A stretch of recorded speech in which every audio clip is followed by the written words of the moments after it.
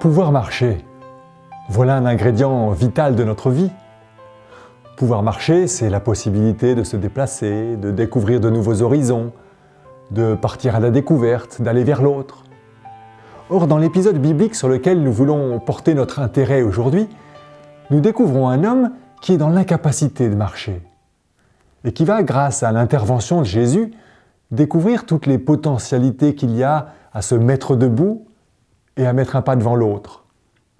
En nous racontant cette guérison, l'Évangile nous parle d'un handicap dont nous sommes tous plus ou moins atteints. Parce que la paralysie corporelle est d'abord paralysie d'une âme qui se fige. Mais le projet de Jésus, pour cet homme comme pour nous, est que nous puissions marcher, vivre, avancer, courir, croquer la vie.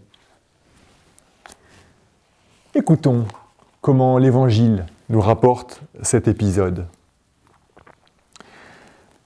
Quelques jours après, Jésus rentra à Capernaum, et l'on apprit qu'il était à la maison.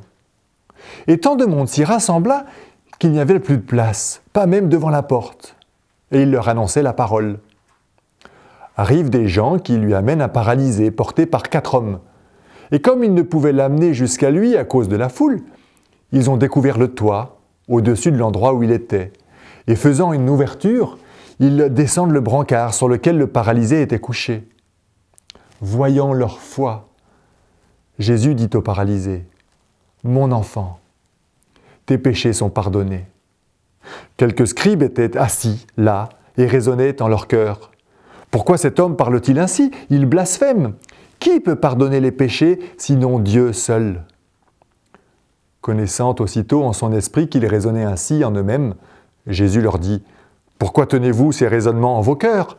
Qu'y a-t-il de plus facile de dire au paralysé « Tes péchés sont pardonnés » ou bien de dire « Lève-toi, prends ton lit et marche » Eh bien, afin que vous sachiez que le Fils de l'homme a autorité pour pardonner les péchés sur la terre, il dit au paralysé « Je te le dis, lève-toi, prends ton brancard et va dans ta maison. » L'homme se leva. Il prit aussitôt son brancard et il sortit devant tout le monde, si bien que tous étaient bouleversés et rendaient gloire à Dieu en disant « Nous n'avons jamais rien vu de pareil. » Dans ce récit, nous découvrons différents personnages. Et je vous propose de les passer en revue afin de voir dans quelle mesure nous ne pourrions pas, les uns et les autres, nous identifier avec tel ou tel. Il y a d'abord le paralytique.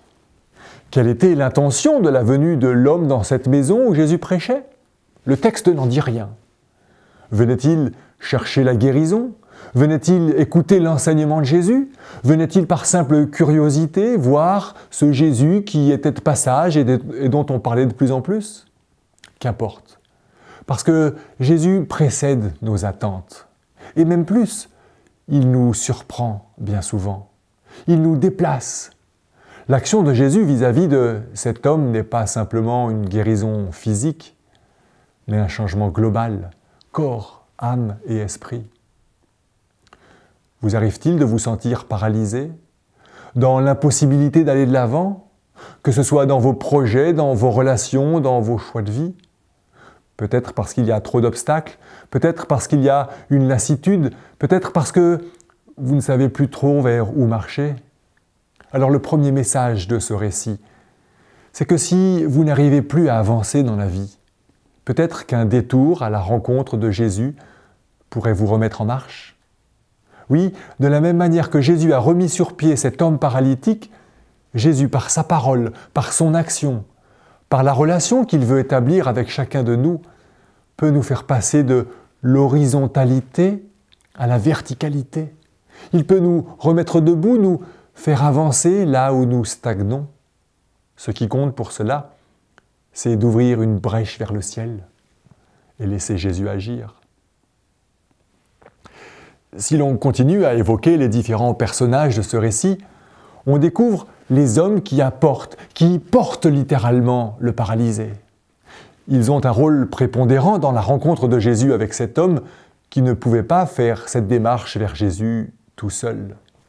Or, manque de chance, quand ils arrivent près de Jésus, la maison est tellement bondée qu'il n'y a plus de place. Je ne sais pas ce que vous auriez fait, mais moi j'aurais peut-être fait demi-tour en disant « j'ai fait ce que j'ai pu, on reviendra un autre jour ». Or ces hommes ne s'arrêtent pas à cet obstacle. Ils font preuve de persévérance et de créativité, probablement parce qu'ils sont convaincus que pour le paralytique, la rencontre avec Jésus peut être déterminante. Ils veulent trouver une solution, et cela suppose une bonne dose d'imagination, d'opiniâtreté, de force et même de culot, de capacité de s'imposer. Et c'est ainsi qu'ils vont passer par le toit. Pouvez-vous compter sur de tels amis? Acceptez-vous de les laisser agir? Ou mieux encore, êtes-vous comme ces hommes parfois, des porteurs créatifs et persévérants, qui sont prêts à aider et qui savent que laisser agir Jésus peut tout changer? Le texte de l'Évangile affirme que c'est en voyant la foi de ces hommes que Jésus passe à la parole puis à l'action. La foi est une chose qui se voit. Bien sûr, elle peut être d'abord intérieure, elle fait partie de la vie privée, mais elle consiste aussi à trouer le toit, à se rendre visible. Elle pousse à l'action. La foi est une démarche. Ces hommes font un effort bien concret.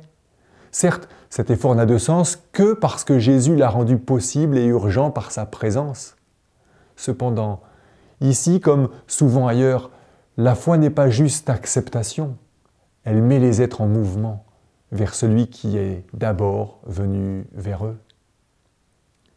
Si donc nous pouvons nous identifier aux paralytiques et avoir par ce texte l'assurance que Jésus peut et désire nous libérer de nos blocages, de nos paralysies, cet épisode nous invite également à nous interroger sur notre rôle de porteur, d'hommes et de femmes d'action, de témoignage, d'encouragement, de personnes qui sont tellement convaincues que la rencontre avec Jésus est déterminante que nous sommes prêts à partager notre foi. Les portes peuvent paraître bien souvent fermées, il faut faire face à des obstacles, mais ces hommes nous donnent l'exemple et nous invitent à oser prendre des chemins novateurs, parce que Jésus vaut bien le détour. Il y a donc le paralytique, les 4 hommes, mais il y a aussi la foule. Elle a raison d'être là, elle est venue écouter Jésus. Elle a investi toute la place de la maison et rend toute nouvelle entrée impossible. Ainsi, par sa simple présence, elle devient un obstacle et empêche le paralytique d'accéder à Jésus. Oh, personne ne doit se sentir concerné personnellement. Pourtant, chacun dans ce lieu est une partie du problème collectif. N'en est-il pas de même pour nous parfois, ou par nos positions, aussi bonnes soient-elles, nous pouvons empêcher certains d'avoir la liberté de découvrir Jésus? Il ne s'agit évidemment pas d'un problème d'ordre spatial. Tant mieux si les églises étaient pleines de gens ayant envie d'écouter la parole de Jésus, au point qu'il n'y a plus de place pour de nouveaux entrants. Mais justement, si trop d'églises ne débordent pas, c'est peut-être parce qu'il n'y a pas de prise de conscience, combien le langage, les attitudes peuvent être une partie de l'obstacle qui stoppe la démarche vers Jésus. Ce texte est donc aussi une invitation à l'ouverture, au respect de l'autre.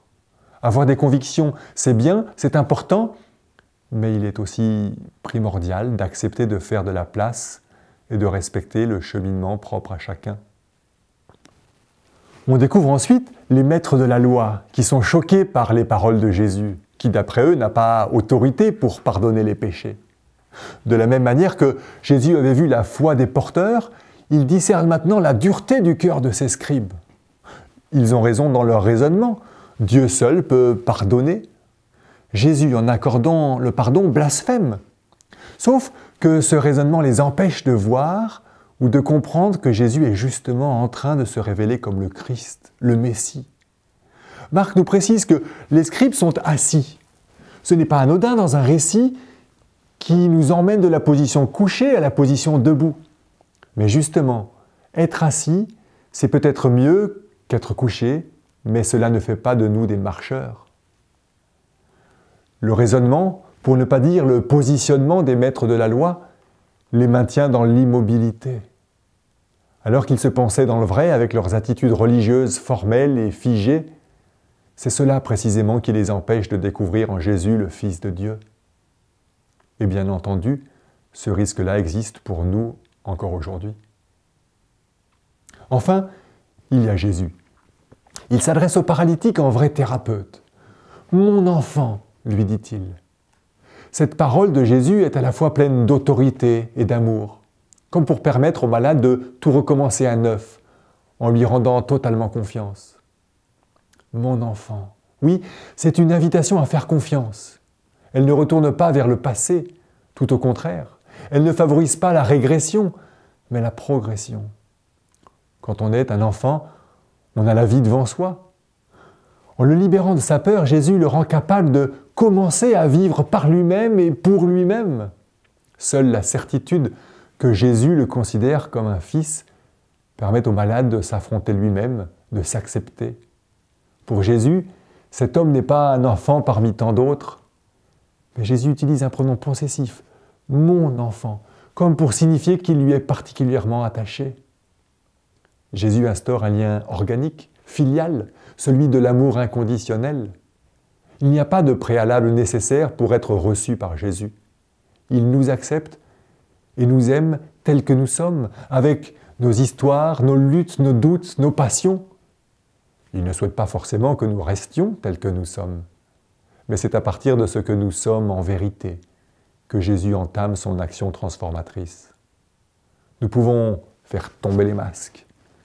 C'est même indispensable pour laisser Jésus agir, redevenir comme des petits-enfants pour intégrer le royaume.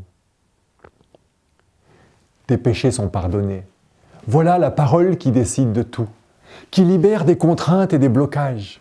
Jésus est en train de dire au paralytique, ce qui t'empêche le plus d'aller de l'avant, c'est ta culpabilité. Or, je t'en libère. Moi, le Christ, je te fais grâce, je ne te juge pas. Combien de fois est-ce que nous n'osons pas aller de l'avant de peur d'être jugés, critiqués ou à cause d'un échec passé? Or, rien n'est inéluctable et notre avenir reste à écrire. Combien de fois est-ce que nous n'osons pas aller de l'avant parce que notre projet paraît difficile, voire irréaliste? Or, marcher, c'est faire un pas et puis recommencer. Oui, un pas après l'autre. Une invitation à faire le premier pas. C'est peut-être ce dont nous avons besoin pour réparer une relation brisée, pour achever un projet mis en attente, pour réaliser un rêve longuement désiré, pour initier des liens à créer, pour changer de métier, pour prendre plus de temps pour les choses essentielles de la vie. Faire le premier pas pour une petite chose ou pour un grand projet. Oser faire le premier pas de la foi peut-être, celui d'une foi authentique, active, où on ne reste pas assis comme les maîtres de la loi, mais le pas d'une foi qui se vit à l'exemple de Jésus dans des relations d'amour vis-à-vis de soi, des autres et de Dieu. Ce n'est que lorsque Jésus a ouvert notre homme à la liberté qu'il peut l'inviter à l'action et à sa prise de conscience de sa guérison. Lève-toi, prends ton brancard et retourne chez toi. Le mot employé pour se lever est le même qui sera employé à la fin de l'Évangile pour décrire Jésus ressuscité. Se mettre debout, c'est ressusciter. La résurrection, ce n'est pas un concept réservé pour la fin des temps, mais une notion à conjuguer au présent pour Jésus. C'est comprendre que la vie éternelle commence aujourd'hui, que Jésus n'est pas un rabat-joie, mais un vivant, et que comme lui, nous croquons la vie à pleines dents. Lève-toi et prends ton grabat. En guérissant le paralytique, Jésus le libère de sa culpabilité. Mais cette libération n'est pas un effacement ou une négation du passé. Cette invitation à prendre son grabat comme si Jésus lui disait « Maintenant tu as la force de le porter », quels que soient tes échecs, ils ne font plus obstacle à la construction de l'avenir. Au contraire, c'est peut-être grâce à ce qu'ils t'auront appris que tu pourras construire l'avenir avec plus de sérénité. D'ailleurs, étonnamment, Jésus l'invite, cet ex-paralytique, à retourner chez lui, à enfin investir son identité. Il peut être ou devenir qui il est vraiment. L'homme n'a pas demandé cette guérison, elle est pure grâce. De cette grâce, l'homme fera ce qu'il voudra. Elle pourra le pousser à reconnaître en Jésus son maître, mais la première étape de la grâce divine, c'est l'acceptation de soi. Sans cette reconnaissance de toute la valeur qui nous habite, notre réponse à l'appel de Jésus ne pourrait être authentique. Nous avons vu que ce récit peut nous inviter à nous identifier avec le paralytique si nous nous sentons comme tels. Jésus veut et peut nous remettre debout et nous mettre en marche. Ce récit nous invite également à nous identifier aux 4 hommes qui portent le paralytique, en nous encourageant à contribuer à ce que d'autres puissent rencontrer ce Jésus qui change la vie. Ce récit nous invite encore à n'être ni foule ni scribe, en ne restant pas sur des idées figées, freinant la dynamique de notre foi. Mais peut-on aller jusqu'à s'imaginer nous identifier à Jésus lui-même ? Je laisserai la réponse à l'évangéliste Luc, qui nous raconte dans le livre des Actes le miracle accompli par Pierre et Jean, qui se rendaient au temple et qui croisent un mendiant paralytique. Pierre ne se prend pas pour le Christ, mais à sa suite, et en son nom, il dit au boiteux « Je n'ai ni argent ni or, mais ce que j'ai, je te le donne. Au nom de Jésus-Christ, lève-toi et marche. » Alors oui, aussi surprenant que cela puisse paraître, je crois que Jésus nous invite à nous identifier à lui. Non pas à nous prendre pour le Messie, mais à vivre de sa vie, à lui ressembler en incarnant toutes les valeurs qu'il a partagées lorsqu'il était ici-bas.